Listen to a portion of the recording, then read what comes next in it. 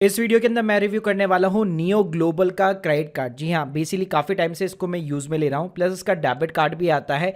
तो क्या ये एक बेस्ट फॉरेक्स कार्ड है अगर आप किसी भी इंटरनेशनल ट्रिप के ऊपर जाना चाह रहे हैं, या एज ए स्टूडेंट अगर आप यहाँ पे कहीं बाहर कंट्री में पढ़ने जा रहे हैं, तो क्या इस कार्ड को आपको अप्लाई करना चाहिए। इसमें फ्री एयरपोर्ट लाउंज का एक्सेस भी देखने को मिलता है, लेकिन इसलिए उसके ऊपर कुछ कंडीशंस है। वो क्या कंडीशन है, प्रैक्टिकल में इस कार्ड के क्या बेनिफिट्स है और कुछ कॉन्स भी है इस कार्ड के, तो ये सारी जानकारी देने वाला हूँ इस वीडियो के अंदर। तो प्लीज पूरा वीडियो जरूर देखिए। स्टार्ट करने से पहले बताना चाहूंगा, डायरेक्ट अप्लाई करने की लिंक मैंने यहाँ पे डिस्क्रिप्शन बॉक्स में दे रखी है। तो स्क्रीन के सामने आप देख सकते हैं मेरे पास में यहाँ पे नियो ग्लोबल का एसबीएम बैंक का क्रेडिट कार्ड है, जिसको मैं पिछले ऑलमोस्ट 1 साल से यूज कर रहा हूँ।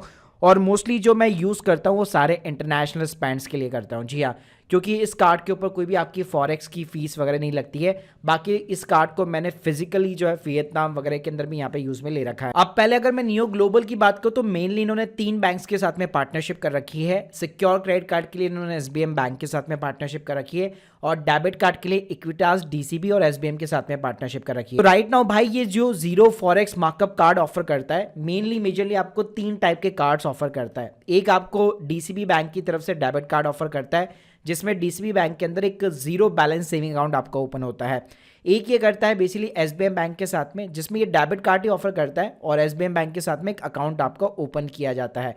और एक ये ऑफर करता है secure credit card SBM bank के साथ में, जिसमें कोई अकाउंट आपका ओपन नहीं होगा, लेकिन एक एफडी आपको करानी पड़ेगी और एफडी बेस आपका एक सिक्योर क्रेडिट कार्ड इशू होता है। तो भाई अगर आप कार्ड्स के अंदर देखेंगे, चाहे मैं डेबिट कार्ड की बात करूं या क्रेडिट कार्ड की बात करूं, हमेशा आपको ना जीरो फॉरेक्स मार्कअप देखने को मिलता है। यानी आपका जो 1 से 1.5%, 2% जो एक्स्ट्रा आपका लगता है, जो ट्रेडिशनल बैंक्स यहाँ पे चार्ज करते हैं, वो ये चार्ज नहीं करता है। प्लस अच्छी बात क्या है, इसके अंदर आपका ना एक करेंसी बेसिकली कन्वर्टर होता है। तो यहाँ पे बेसिकली यहाँ पे जो प्राइस दे रखी होती है, ऑलमोस्ट यार आपका ना वही प्राइस लगता है जब आप कार्ड के थ्रू यहाँ पे कहीं पे भी स्वाइप वगैरह करते हो या कहीं पे भी आप इंटरनेशनल स्पेंड करते हो। प्लस यहाँ पे किसी भी स्पेंड के ऊपर भाई ये प्रॉपर आपको दिखा देता है कि आपका कितना यूएसडी, बेसिकली 1 यूएसडी का कितना यहाँ पे आपका लगा है, और कोई भी उसका एक्स्ट्रा चार्जेस वगैरह नहीं होता है जो बेसिकली। और आपको ये नीचे भी ये दिखाता है कि भाई आपने कितना पैसा फॉरेक्स पे सेव किया है। अब बात करते हैं भाई, कई लोग इस कार्ड को जो है फ्री लाउंज एक्सेस के लिए भी यूज में लेते हैं, क्योंकि अब मोस्टली क्रेडिट कार्ड कंपनीज जो है ये लाउंज एक्सेस फीचर्स वगैरह बंद करती जा रही है। तो इन कार्ड्स के अगर अंदर मैं बात करूं तो डेबिट कार्ड के ऊपर भाई एसबीएम बैंक के ऊपर कोई भी लाउंज का फीचर नहीं है, लेकिन आपको डेबिट कार्ड में डीसीबी बैंक के साथ में देखने को मिल जाएगा। लेकिन वहाँ पे कंडीशन है कि यहाँ पे 1 क्वार्टर के अंदर आपको 50,000 रुपये स्पेंड करने हैं। यानी अगर आपको इस महीने जाना है लाउंज एक्सेस लेकर आपको लेना है, तो पिछले 3 महीने के अंदर एटलीस्ट अपने 50,000 रुपये स्पेंड किए हुए होने चाहिए। अगर यहाँ पे मैं क्रेडिट कार्ड की बात करूँ तो वहाँ पे भी सेम फंड है, 50,000 रुपये हर पर क्वार्टर आपको स्पेंड करना पड़ेगा। और ध्यान रखिएगा भाई, ये जो स्पेंडिंग है ना, ये डोमेस्टिक नहीं है, ये इंटरनेशनल स्पेंडिंग है। जी हाँ, यानी आपको डॉलर्स वगैरह के अंदर खर्च करना पड़ेगा, जो एक मतलब काफ़ी कॉम्प्लेक्स बेसिकली कंडीशंस है। तो आप अल्टीमेटली कह सकते हैं कोई भी स्टार्टिंग अगर बिगनर यहाँ पे अप्लाई कर रहा है, तो ऑब्वियसली बात है फ्री लाउंज एक्सेस का तो एटलीस्ट उसको बेनिफिट यहाँ पे इन कार्ड्स के ऊपर नहीं मिल पाएगा। बाकी गाइस, अगर आप इंटरनेशनल अमेजोन या कोई होस्टिंग जैसे मेरी तरह यूज वगैरह करते हो, वहाँ पे इंटरनेशनल पेमेंट करनी होती है, तो वहाँ पे डेफिनेटली आप यूटिलाइज वगैरह कर सकते हो। अब अगर देखिए मैं टीसीएस की बात करूँ तो यहाँ पे हमारे इंडिया के अंदर क्रेडिट कार्ड के ऊपर कोई भी टीसीएस नहीं है। यानी जितने भी आप स्पेंडिंग करना चाहते हो फॉरेक्स अमाउंट के अंदर, कोई भी आपका टीसीएस नहीं डिडक्ट होने वाला है। लेकिन अगर मैं डेबिट कार्ड की बात करूँ तो वहाँ पे 7 लाख रुपए की लिमिट है। 7 लाख के बियॉन्ड फिर आपको ऑलमोस्ट 20% का टीसीएस डिडक्ट होने लग जाता है। तो 7 लाख के नीचे अगर आप स्पेंडिंग करते हो डेबिट कार्ड के थ्रू, कोई टीसीएस आपका डिडक्ट नहीं होता है। इंटरेस्ट रेट की बात करो भाई, तो यहाँ पे अगर आप सेविंग अकाउंट रखते हो यहाँ पे, चाहे डीसीबी बैंक के साथ में, एसबीएम बैंक के साथ में, 7 से 8% तक का आपको इंटरेस्ट रेट देखने को मिल जाता है। क्रेडिट कार्ड की बात करूँ तो भाई ये एफडी बेस्ड लिंक है बेसिकली क्रेडिट कार्ड, तो जो आप एफडी क्रिएट करोगे ना, उस पर भी आपको एटलीस्ट 7% का पर एनम का इंटरेस्ट रेट देखने को मिल जाता है। इन तीनों ही कार्ड्स की बात करो तो जो डेबिट कार्ड है, तीनों ही कार्ड में ऑलमोस्ट मतलब सेम फंडा काम करता है। मतलब पहले आपको आईएनआर के अंदर मनी जो है ऐड करवाना पड़ता है, उसके बाद में आप बेसिकली यहाँ पे किसी भी कंट्री के अंदर स्पेंड कर सकते हो। यानी अगर मैं डेबिट कार्ड की बात करूँ तो जो आपके सेविंग अकाउंट के अंदर जो बैलेंस पड़ा हुआ है उसी को आप सिंपली स्पेंड कर सकते हो। क्रेडिट कार्ड की बात करूँ तो आपने जितनी एफडी करा रखी है उतनी ही आपको क्रेडिट लिमिट मिलती है। अगर मैंने 5,000 की एफडी करा रखी है, 5,000 की मेरे पास में क्रेडिट लिमिट होगी।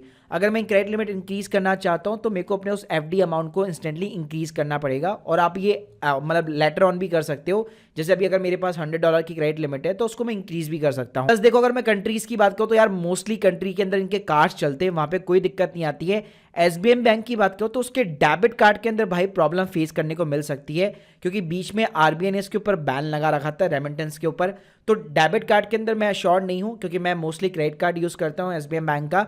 बाकी डीसीबी के अंदर मेरे को ऐसे कभी भी कोई नेगेटिव फीडबैक्स पढ़ने को नहीं मिले हैं। अगर मैं कार्ड चार्जेस की बात करूं तो देखो, क्रेडिट कार्ड के ऊपर कोई भी ज्वाइनिंग फीस नहीं है, कोई भी एनुअल चार्जेस कुछ भी नहीं है, और एसबीएम का जो डेबिट कार्ड है उस पर भी कोई चार्जेस नहीं है।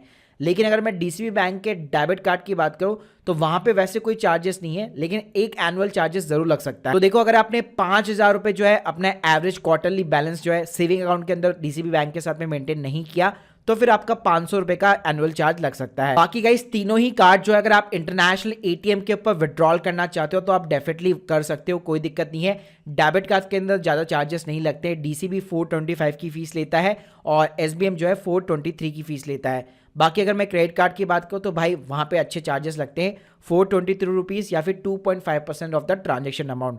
और इसके ऊपर ध्यान रखिएगा, वैसे कोई इंटरेस्ट नहीं लगेगा, जितनी आपकी क्रेडिट लिमिट है उतना ही आप विड्रॉल कर पाओगे। लेकिन ऑब्वियसली बात है, क्रेडिट कार्ड है तो उसकी एक पर्टिकुलर डेट होती है, उस दिन उसका स्टेटमेंट जनरेट होता है और उस दिन आपको उसका बिल का अलग से पेमेंट करना पड़ता है। जैसे आप मेरी स्क्रीन के सामने देख सकते हो, हर 1 तारीख को मेरा ये बिल जनरेट होता है। तो अभी मेरी करंट आउटस्टैंडिंग 6890 की दिखा रहा है, तो 1 तारीख को मेरा बिल जनरेट होगा और बकायदा इसका पेमेंट होगा। और अगर आप टाइमली पेमेंट करोगे ना तो आपका सिबिल स्कोर भी इससे इंक्रीज होता है। इसके अलावा भाई अगर मैं मोटे मोटे चार्जेस की बात करूं तो यहाँ पे नियो ग्लोबल का जो क्रेडिट कार्ड है उसमें देखो, आपको कोई भी अपफ्रंट ज्वाइनिंग फीस या एनुअल फीस नहीं देनी है। आपको नॉर्मली मिनिमम 5,000 रुपए की एफडी बनानी पड़ती है, ठीक है। और कार्ड इशू करने की भी कोई फीस वगैरह कुछ नहीं लगती है। एटीएम्स में विड्रॉल में ऑलरेडी बता चुका हूं, वहां पे डेफिनेटली चार्जेस आपके लगते हैं।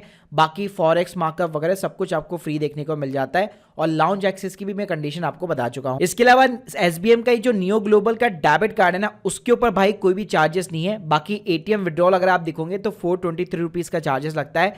बाकी भाई इसके अंदर जीरो बैलेंस आपका ऑलमोस्ट यहाँ पे अकाउंट होता है, तो कोई भी ऐसे एनुअल चार्जेस वगैरह फीस भी नहीं लगती है। पहले ये डेबिट कार्ड के ऊपर जरूर चार्ज करता था कि फर्स्ट ईयर के लिए फ्री रखता था और सेकंड ईयर से 249 की फीस रखता था।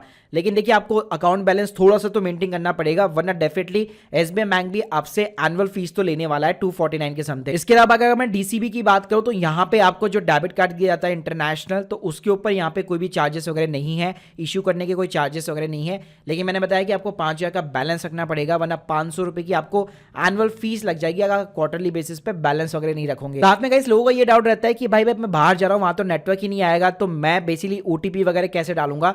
तो देखो, यहाँ पे आप यूपीआई के थ्रू भी जो है अपना बैलेंस वगैरह लोड कर सकते हो, ये फीचर उन्होंने दे रखा है। इसके अगर मैं कॉन्स की बात करूं तो इस ऐप का कॉन्स ये है कि कई बार ये ना मेंटेनेंस के अंदर चल जाता है। जी हाँ, तो ये मैक्सिमम टाइम देखा है मैंने, बेसिकली रात को जो अगर मैं यूज करता हूं तो ये हमेशा मेंटेनेंस के ऊपर ही पड़ा रहता है। बाकी गाइस यहाँ पे आपको सर्विस वगैरह डिसेंट मिल जाती है, ऐप के अंदर ही चैट करने का भी फीचर मिल जाता है, सपोर्ट सर्विस वगैरह भी यहाँ पे इसके डिसेंट है। तो guys hope you like this video, please subscribe channel. अगर आप लोग के कोई भी डाउट्स है कमेंट बॉक्स के अंदर जरूर बताइएगा। Thank you guys, thank you very much.